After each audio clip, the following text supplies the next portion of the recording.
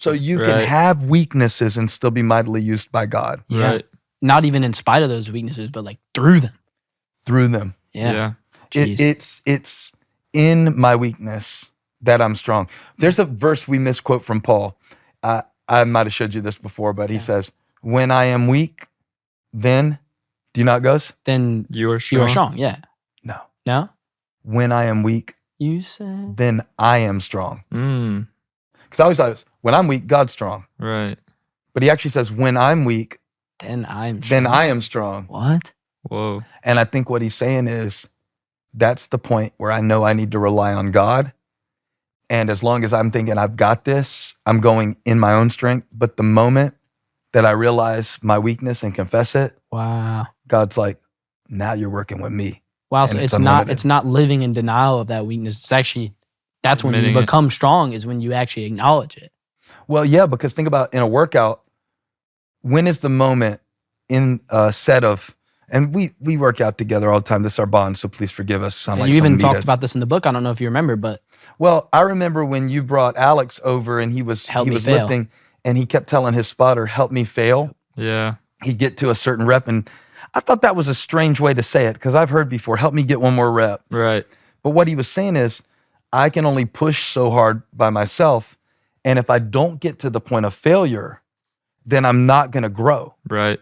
And so I think a lot of you probably quit too quick right before you hit the growth moment. You quit when something makes you feel uncomfortable. You quit when you feel like you can't do it. And whatever that failure point is for you, with God, he's your spotter. Yeah.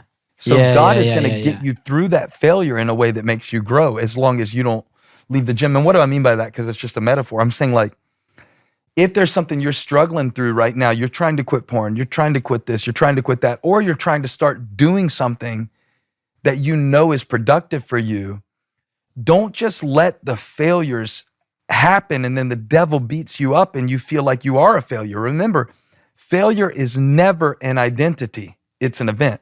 Mm. So you are not a failure. Do not say, I am a failure. I failed, and guess what? Through my failure, when I am weak, then I'm strong. Yeah.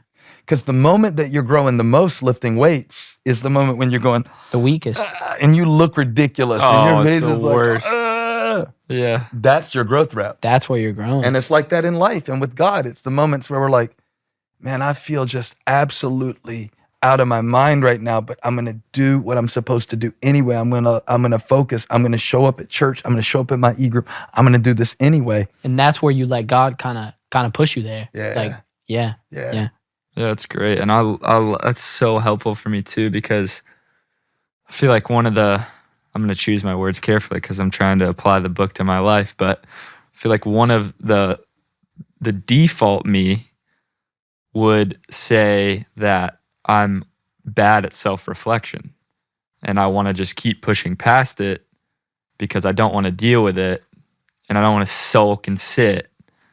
And one of the things that I can get stuck with is just thinking that that's just who I am. Mm. And so I feel like as you're, articulating this, I'm seeing probably so many lessons that I could have learned with God if I would have just sat there with him and not denied the failure, but actually brought him into it. Well, try this. Have you ever done like a walking meeting? No. For work?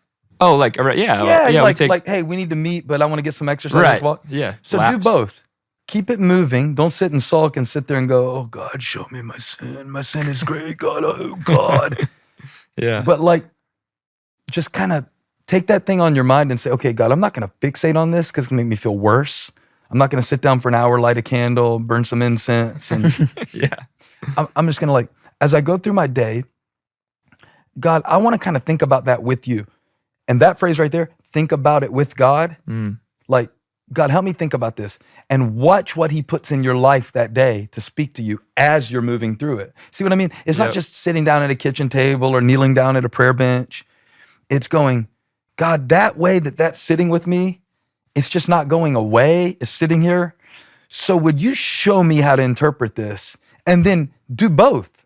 Because I would add, JT, that sometimes sitting with it and living in it isn't reflection. It's rumination. Rumination is when you turn something over and over in your mind. And that can actually be where the enemy can show up and cause you to go blind to all the good stuff that's around you. Because it would be basically like if we were playing, what sports did you play growing up? Soccer, baseball. Yeah, I mean, it'd be like, it would be like you are still looking at the pitch that you just swung at and missed, still looking at the pitch that you just swung at and missed, and then you struck out.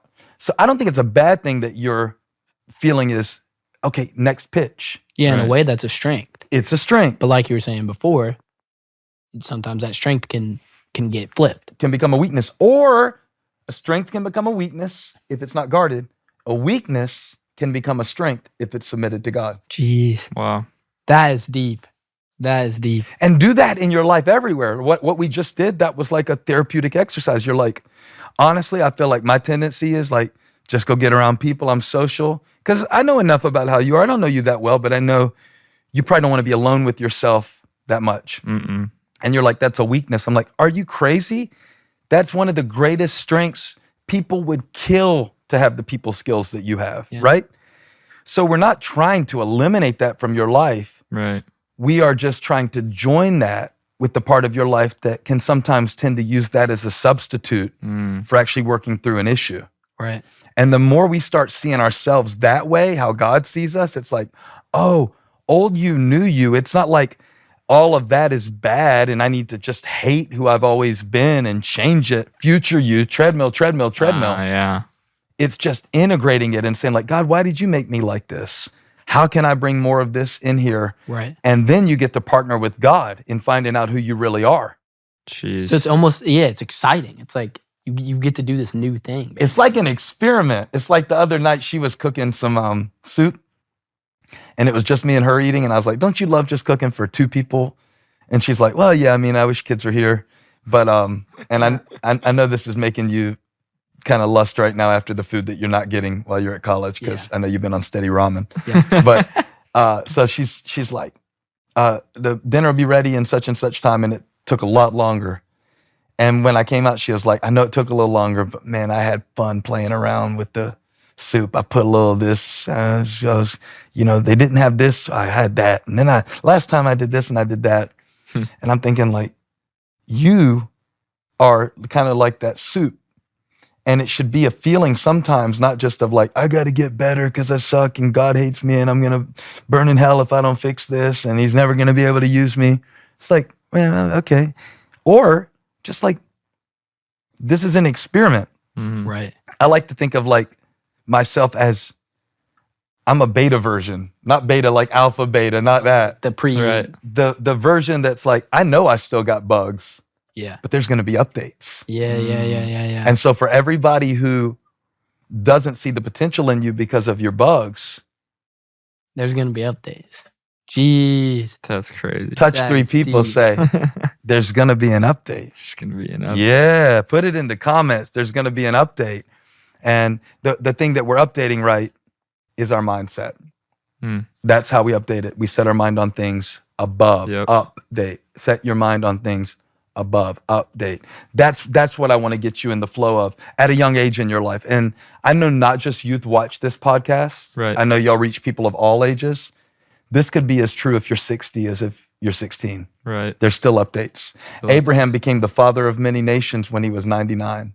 Crazy. So there's still updates available for your life. It's not over. Right. It's never too late for an update. Come on, was boy. that corny or cool? There's a fine line, right? Right. It's never too. It's all about context. If you were like, it's never too late for an update. Right. But what I would do if I was preaching it, I'd be like, there are a lot of people in your life. So you could say like, God will use your haters to be your updaters. Ooh. God will use Judas to get Jesus to the cross, because if Jesus stays on the earth, he's limited to his physical body. But if he dies on the cross and he goes down into the grave and he rises from the grave and ascends to heaven, he sends his spirit.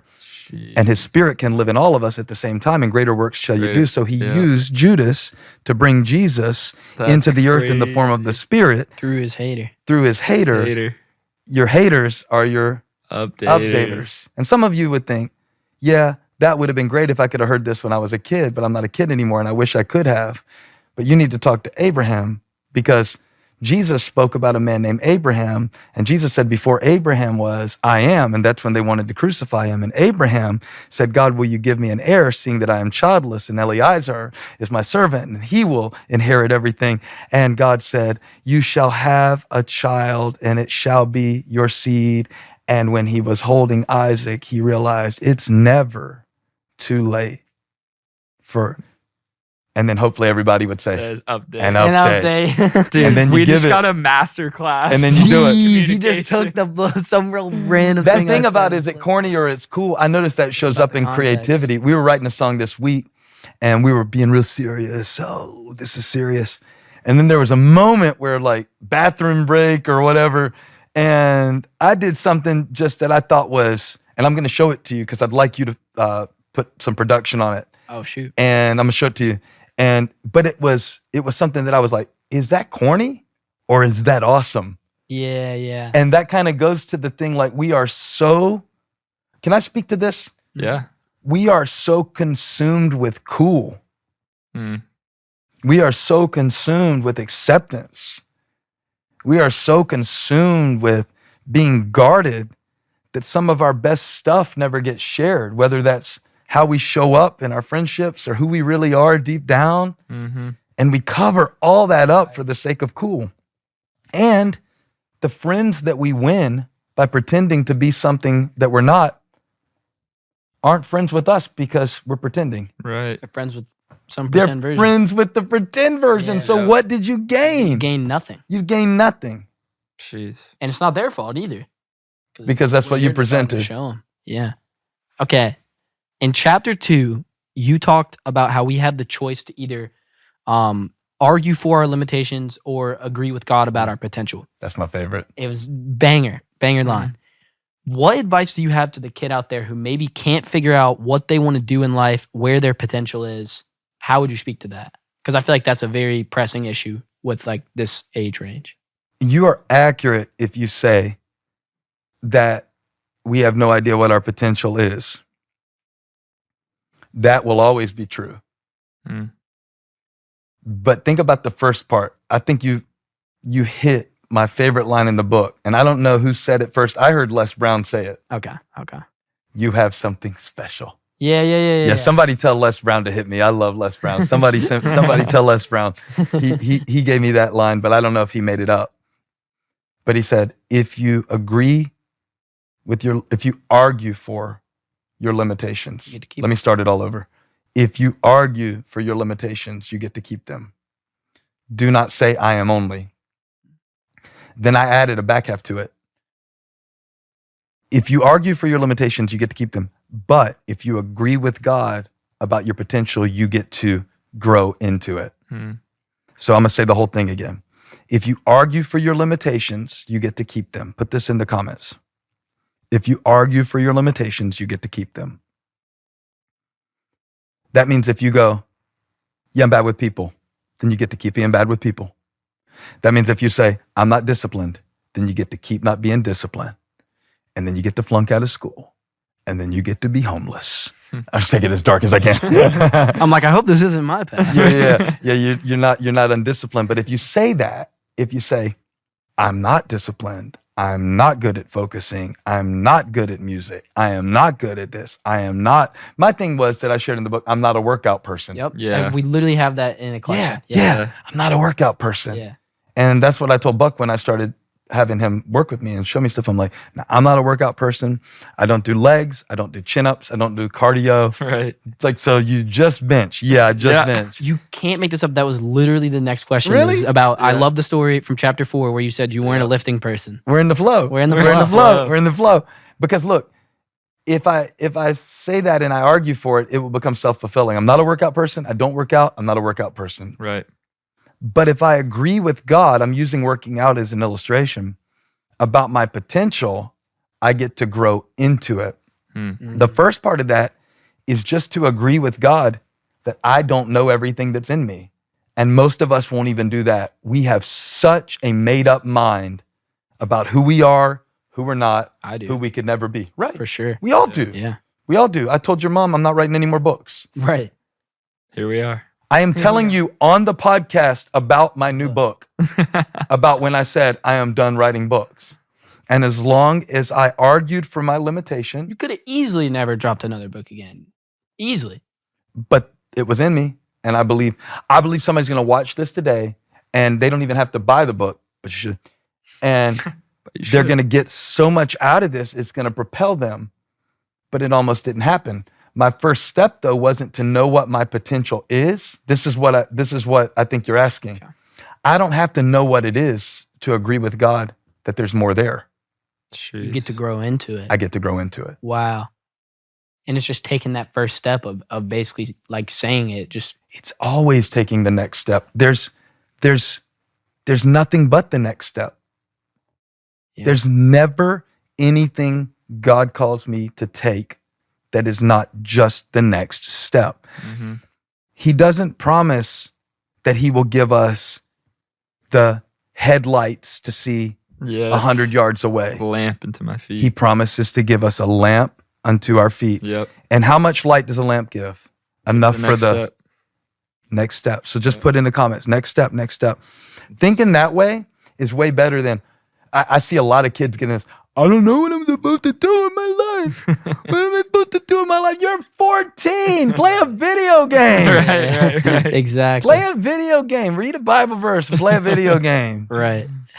And You know what I'm saying? Like we can get so overwhelmed by the destination that we don't really commit ourselves and devote ourselves to what God has revealed because we're so consumed by what he hasn't revealed. right. And I just think you need to take that quote and think about it a little bit because it is so powerful. If I agree with God, okay, yes, God, I'm limited. Yes, God, I'm maybe nothing special in other people's eyes, and I may not play professional sports, and I may not do all these things, but I agree with you that you've put more in me than my mind can comprehend. And I agree with you, God, that you're going to show me what you put me here for. As I take the next step, you get to grow into it. And that's really the privilege of walking with God, Yeah. is that he shows you step by step. You're like, wow. It's almost like the other side of that coin of the fear that comes with that is the excitement of, like, you could either sit there and be scared of, oh my gosh, there's so much, I don't know what I want to do with my life, or like, oh my gosh, like there's so much potential for me to grow into this. I don't even know what I want to do with my life. Like there's nothing but potential. That kind of unlocked that for me a little bit. Yeah. So in other words, you're flipping the unknown from being something so scary and something that can almost be paralyzing to something that's just endless possibility. Right. And I taught you this, I don't know if you remember, psychologists teach us that there's really not that much difference what our body experiences when we're nervous or anxious and when we're excited. And sometimes I'm worried about the way we throw around the word anxiety, not for people who actually need medical treatment and psychological help. Please get that help. But when you just say, man, I'm so anxious about the podcast today, it's great. I'm nervous about it because I'm excited about it. That's not anxious. Right. Yeah. That's I care. Right. And I'm going to invest my energy into my preparation Right. rather than allowing it to consume me. And just sit there and soak in that. Yeah. Sitting there and letting it sour the experience. And so that's true with anxiety and excitement. And it's true with, I want to act it out for you. Watch this. I just don't know what God has for me in the future. Okay. Okay. All right. That's the old you, new you. I just don't know what God has for me in my future. Jeez. And that is the new you. Yeah. And so we took the same uncertainty, right? You said it's already in you. It's already in you. And we acknowledge that I don't know. And if God is the author of my life, he's a pretty good storyteller. Right. You ever sit down and watch a movie and you're like, I'm not sure where this is going, but you like the person who made the movie, who wrote it or directed it, and you're like, I always like their movies. See Right. it through. And if you've seen God see you through some things in your life and you believe in him and that you're in his hands, you can get through parts of the story and the plot where you're like, this is confusing right now, but he always makes it pay off in the last scene. Yeah. And I think that's what Joseph was in the scriptures, where he said, you meant it for evil, but God meant it for good. I think Joseph was basically saying, like, the story was really confusing and it sucked and it had some really hard years. And there were many scenes I would have skipped. And you might be in one of those scenes right now where you're like, you don't understand, my dad walked out on our family. You don't understand, like, I'm actually in a part of my life that is very abusive and confusing. And that's not only heartbreaking to me, that's heartbreaking to God. He's still the author, and this is a chapter of your life. And now it's time for us to see how he's going to work this chapter into the story that he's telling, because he's not finished telling your story yet. And I want to encourage you with that the story isn't over.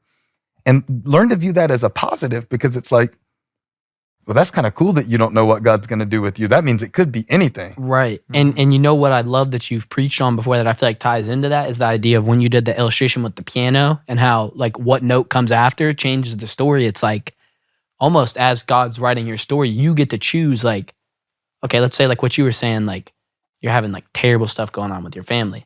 Like, you get to choose whether that in the plot, whether that breaks you or whether it makes you stronger. You know what I'm saying? Like, it's almost you get to walk in.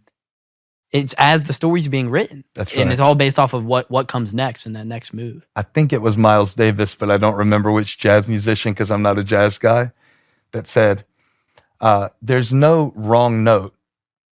It's the note that comes after. Right. But look, can somebody grab me that guitar, please, real quick? Yeah.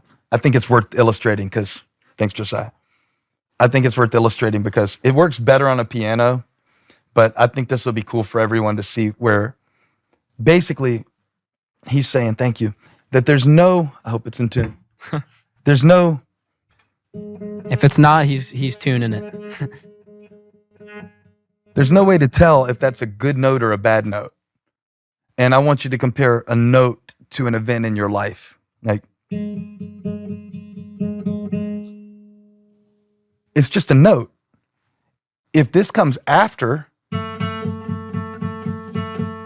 it's dissonant.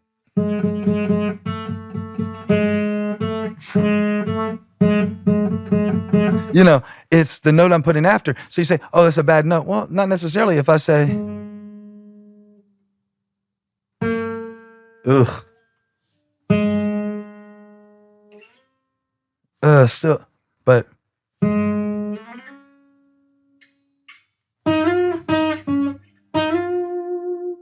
Oh, shoot. Same starting note. What makes it good or bad Comes after. is what comes after the next note. Jeez. So if something really horrible just happened, or you made a really bad mistake, and you're like, man, I'm stuck on this note, it would be a real mistake for you to just go deeper down into the spiral, like just make it even worse. Like, now you're just running through all kinds of girls, or you're running through all kinds of boys and just trying to fill this hole. No. The note right now, it might not be a note that you understand out of context, but it's Amazing Grace I'm trying to play. Oh, yeah. And it became grace because of what came after. It became amazing because of what came after. And let's learn to do that more in our lives. Let's go, okay, I absolutely wrecked that moment. But the next moment, the next step, I'm learning from that, I'm moving forward. And that's how you get out of the trap of like all this condemnation. You could take this before I start playing James Taylor. But it's just this idea of saying like, no. This is not the last note. This is not the last chapter. This is not the final word. This is not the last relationship. This is not the last friend. This is not the last opportunity. This is not my final note. Just put that in the comments real quick. This is not my last note. Mm-hmm. There will be more grace after this. And that's what I love about the new you. The new you is the next note. Yeah. And the next note. And the next note. And who's deciding what that note will be? Is it always God? Right. Or does he sometimes put it in our hands to say, yeah, do you want to forgive this, or do you want to stay bitter? Jeez. Do you want to learn from this, go back and apologize, and then get better from it? Or do you want it to keep you stuck here? And that's a decision that we make. Until you realize you have that power, you're thinking like, oh, well, my life is bad and theirs is good. He said there's no bad note or good note. It's the note that comes after that makes it a good note or a bad note. And I think that's true of a lot of things that happen in our life.